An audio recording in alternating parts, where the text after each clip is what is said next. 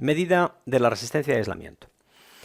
Lo que nos dice el reglamento, en el caso de España, es que para tensiones inferiores o iguales a 500 voltios, haremos el ensayo con una tensión en corriente continua de 500 voltios y debería de darnos una resistencia de aislamiento mayor o igual de 0,5 megaohmios. Este aislamiento se entiende siempre que la longitud total del conjunto de canalizaciones no exceda los 100 metros. En caso de que exceda los 100 metros, pues lo que haremos será fraccionar la instalación en longitudes de aproximadamente unos 100 metros. El aislamiento se va a medir siempre con relación a tierra y entre conductor de fase y neutro, es decir, fase con tierra y neutro con tierra, a través de un generador de corriente continua. Durante las medidas, el conductor neutro tiene que estar necesariamente aislado de tierra. Si en algún punto de la instalación el neutro estuviese conectado a tierra, tendremos que desconectarlo para hacer la medida. Bien. La medida de aislamiento con relación a tierra se efectuará siempre uniendo a esta el polo positivo del generador y dejando todos los receptores conectados y mandos en posición de paro, ¿sí? Asegurándonos de que no exista una falta de continuidad eléctrica en la parte de la instalación que se va a verificar. Todos los dispositivos de interrupción se pondrán en posición de cerrado y los cortocircuitos instalados como en servicio normal. Bien, en cualquier caso, se admitirá que la medida de la instalación es correcta si se cumplen estas dos condiciones. Primera, que cada aparato receptor tiene que presentar una resistencia de aislamiento por lo menos igual al valor señalado por la norma 1, en este caso 0,5 megaohmios. Y segunda, que desconectados los aparatos receptores, la instalación debe de presentar la resistencia de aislamiento que le corresponda según dicha norma. Bien, en el caso de instalación trifásica, además de medir la resistencia de aislamiento entre conductores de fase y tierra y neutro, en el caso de que esté distribuido, y tierra, también deberemos de medir la resistencia de aislamiento entre cada dos conductores polares. Para el caso de instalaciones interiores en viviendas o locales que contienen una bañera o ducha, seguiremos las instrucciones de la ITC-BT 27, y para el caso de instalaciones con instalaciones eléctricas en quirófanos y salas de intervención, seguiremos las indicaciones de la ITC-BT 38. Para otros tipos de tensión, seguiremos la normativa. En este caso vamos a medir en monofásica, que está comprendida entre 100 y 240 voltios. Si tuviésemos una tensión de 100 voltios en la red eléctrica, mediríamos con una tensión en continua de 250, y si tenemos una tensión de red eléctrica de 240 voltios, mediremos con 500 voltios de corriente continua. Otras tensiones, pues tenemos aquí los distintos valores.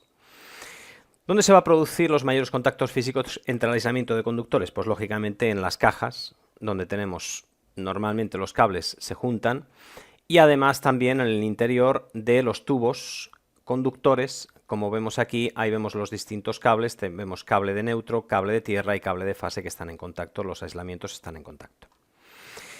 ¿Por qué circula corriente si se supone que es aislante? Bueno, pues porque realmente no es totalmente aislante.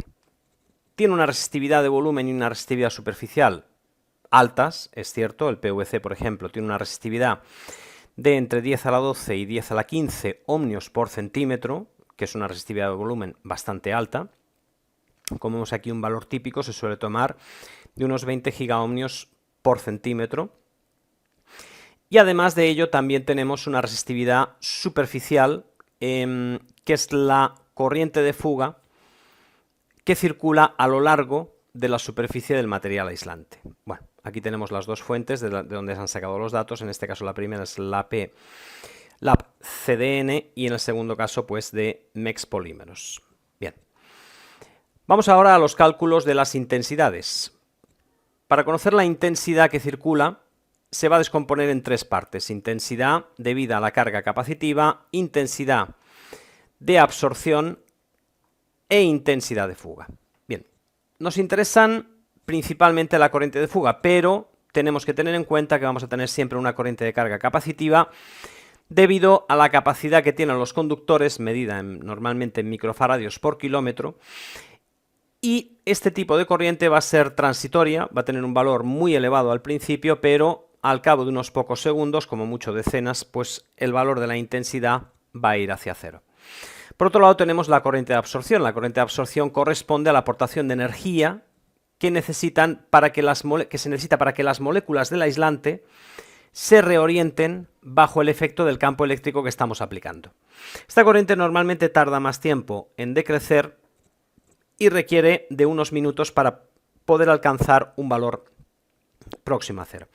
Y finalmente la corriente de fuga, que es la que efectivamente nos va a dar la calidad del aislamiento. Una vez pasado un determinado tiempo ya es estable en el tiempo.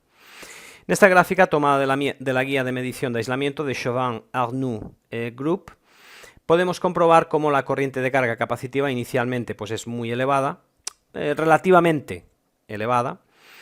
Tengan en cuenta que estamos hablando de microamperios. Entonces es relativamente elevada, pero decrece rápidamente. Luego la corriente de absorción tiene un ritmo de decrecimiento más lento y vemos que la corriente de inducción o fuga, una vez pasado un determinado tiempo, ya se estabiliza a lo largo del tiempo. Por lo tanto, la corriente total, que es la suma de las tres componentes, inicialmente es más alta debido principalmente a la corriente de carga capacitiva y luego va disminuyendo conforme estas dos intensidades van disminuyendo y va tomando más peso la corriente de conducción o de fuga. Bien, por lo tanto, transcurrido un determinado tiempo, estas dos intensidades van a ser cero y por lo tanto la intensidad total coincidirá con la intensidad de fuga. Lo normal es más o menos dar un tiempo recomendable de aproximadamente unos 60 segundos. Es decir, a partir del minuto ya prácticamente estos dos efectos se pueden considerar casi despreciables. Bien, luego, por supuesto, depende del cable. Además de esto tenemos la influencia de la temperatura. Siempre se aconseja medir el nivel de humedad y de temperatura para hacer las correcciones necesarias. Como vemos en esta tabla obtenida de la misma guía de medición de aislamiento, podemos ver que a una temperatura de 40 grados centígrados tenemos un coeficiente K de valor 1. Por lo tanto, el valor de la temperatura siempre es necesario conocerlo. La humedad también es importante conocerla, principalmente para que no hagamos ninguna medición si hemos alcanzado el punto de rocío, en cuyo caso las mediciones no serían válidas. Bueno, este sería el esquema eléctrico para un esquema TT, tierra-tierra. Las tierras están separadas. Recuerden que la tierra del secundario del centro de transformación está aislada de la tierra de la instalación. Entonces lo que vamos a hacer va a ser cortar los PIAs, los interruptores magnetotérmicos, y pondremos nuestra fuente de tensión, nuestro megómetro, con el cable rojo a la fase y con el cable de tierra, cable negro, a el conductor de protección de la instalación. Bien, ¿qué es lo que va a ocurrir? Pues que en algunos puntos de la instalación, como hemos visto anteriormente, los cables están en contacto y por lo tanto el aislamiento de los cables también está en contacto. Si uno de los cables tiene una tensión de 500 voltios, por ejemplo el de fase o el neutro, mientras que el otro cable, el conductor de protección, tiene una tensión teórica de 0 voltios, se va a generar una diferencia de potencial entre estos dos cables. De tal manera que algunos electrones van a ser capaces de saltar y se va a producir esa corriente de fuga. Bien. Por lo tanto, vamos a establecer una metodología para la medida. Lo primero que vamos a hacer va a ser una medición a la tensión mínima que nos dé el megómetro. En este caso, el megómetro que disponemos nos da una tensión mínima de 50 voltios. ¿Para qué? Para que si existe algún defecto importante en el aislamiento de los conductores, algunos los podemos inspeccionar visualmente, pero hay otros que va a ser más difícil porque están en el interior de canalizaciones que normalmente van por el interior de paredes. Como estos no podemos verlos y puede ser que el deterioro del aislamiento sea lo suficientemente grande como para que los conductores estén próximos entre sí y por lo tanto tendríamos un valor de intensidad de fuga más alto, lo cual no nos interesa entonces lo que vamos a hacer va a ser poner una tensión más baja para que en el caso que nos dé un valor de baja impedancia, ya sabemos que en ese tramo tendremos un defecto de aislamiento importante. Si los valores de la impedancia son lo suficientemente altos, bien, en este caso no es necesario tampoco esperar los 60 segundos, con unos pocos segundos es suficiente para comprobar si existe o no un valor de baja impedancia. Entonces, una vez hecho este primer test, vamos a pasar al segundo test, donde vamos a medir ya con la tensión que nos marca el reglamento, que en este caso son los 500 voltios, para una tensión de red eléctrica de 240 voltios monofásica. Y vamos a tomar un tiempo de aproximadamente 60 segundos. Debería de estar entre 60 segundos y 2 minutos. Bien, lo que vamos a ir observando es que el valor de la impedancia va variando. Va a empezar por un valor más pequeño e irá aumentando conforme el efecto de la corriente de carga capacitiva y de la corriente de absorción vayan disminuyendo, hasta que transcurrido el tiempo suficiente ya podemos hacer el cálculo de la resistencia de aislamiento, que será en este caso pues la tensión que estamos aplicando dividido entre la intensidad de fuga, que este valor ya nos lo va a dar directamente el megómetro. Bien, el valor debería llegar a un punto más o menos estable, a un valor más o menos estable, pero si observamos que en algún momento tenemos una disminución brusca de ese valor, entonces es síntoma de que hay un defecto de aislamiento que tendremos que analizar aguas abajo del punto donde estamos midiendo. Si la instalación fuese trifásica, pues deberíamos de realizar las medidas que hemos comentado anteriormente, es decir, entre cada conductor de fase y tierra, si el neutro está distribuido también entre neutro y tierra, y además entre cada dos conductores de fase. Vamos a realizar la medida de resistencia de aislamiento. Vamos a empezar con una tensión de seguridad, como hemos dicho en los comentarios anteriores, de 50 voltios. Vemos colocado la tierra, que es el cable negro, colocado directamente a la tierra, que es el cable verde y amarillo que tenemos aquí en esta clima. Bien, vamos a empezar el test. Recordemos que para 50 voltios es necesario simplemente un toque nada más para ver que no tengamos una impedancia baja. Vale. Medimos, vemos que tenemos aproximadamente unos 62 megaohmios. Vamos al siguiente, medimos, tenemos aproximadamente unos 69 megaohmios. Bien. Vamos al siguiente magnetotérmico. Este nos da aproximadamente unos 70 megaohmios. Vamos al siguiente. Nos da también unos 70-80 megaohmios, perfecto. Vamos al siguiente. Se nos sale de escala. Vamos al siguiente. Se nos sale de escala. Vamos al siguiente, también se nos sale de escala. Y vamos al siguiente y se nos sale de escala. Bueno, como vemos que no hemos tenido ninguna impedancia baja, vamos a quitar el test. Vamos a aumentar la tensión. La vamos a poner a la tensión que dice el reglamento, que son 500 voltios. Como vemos aquí ahora, y ahora sí tendremos que esperar un poquito más para comprobar que la medida se estabiliza, la medida de la resistencia de aislamiento se estabiliza. Comenzamos el test, vamos allá, empezamos entre neutro y tierra del primer magnetotérmico. Bien, vamos a esperar un poquito que se estabilice. Bueno, ahí ya vamos viendo cómo el efecto de la corriente capacitiva y de la corriente de absorción van desapareciendo y va prevaleciendo el valor de la corriente de fuga. Vemos que aumenta todavía, pero bueno, ya más o menos tenemos un valor razonablemente estable en torno a los 58 megaohmios, más o menos. Hay 58,6, ahí vemos que se ha estabilizado, ¿ven? Ya prácticamente está estabilizado. Bien, vamos a la siguiente medida, que sería ahora entre fase y tierra. Volvemos a lo mismo, tenemos los efectos de la corriente capacitiva y de la corriente de absorción, que conforme va pasando el tiempo van desapareciendo y nos vamos quedando únicamente con la corriente de fuga. Vemos que ya aproximadamente se va estabilizando. Comprobamos la temperatura y la humedad en la sonda que está puesta aquí dentro, ¿vale? Y vemos que estamos a 25,8 grados centígrados y una humedad del 75%. Bien, bueno, poco más o menos también se estabiliza en torno a los 60 megaohmios aproximadamente, ¿sí? más o menos en ese valor. Bien, vamos al siguiente magneto térmico, entre neutro y tierra.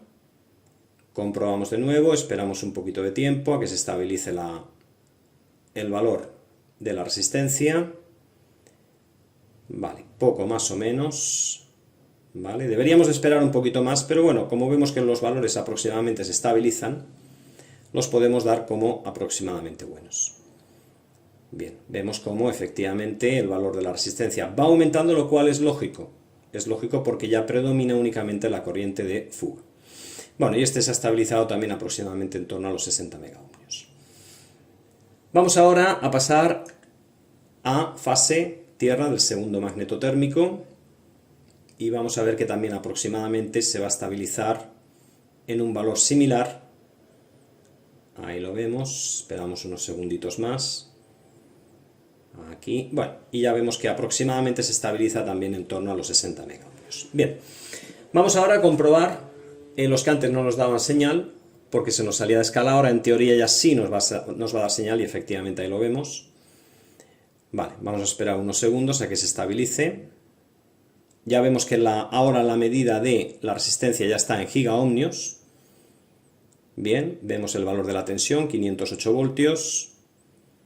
Esperamos un poquito a que se estabilice. Bueno, casi ya está estabilizada. En torno a los 0,8 gigaohmios aproximadamente. Bien, más o menos es un valor razonablemente estable. Vamos ahora a medir entre fase y tierra. Bien, en este caso vemos que nos da... Ahí ya va subiendo, tenemos que, como hemos visto, hemos empezado desde un valor más bajo, pero ahora en este momento ya va subiendo.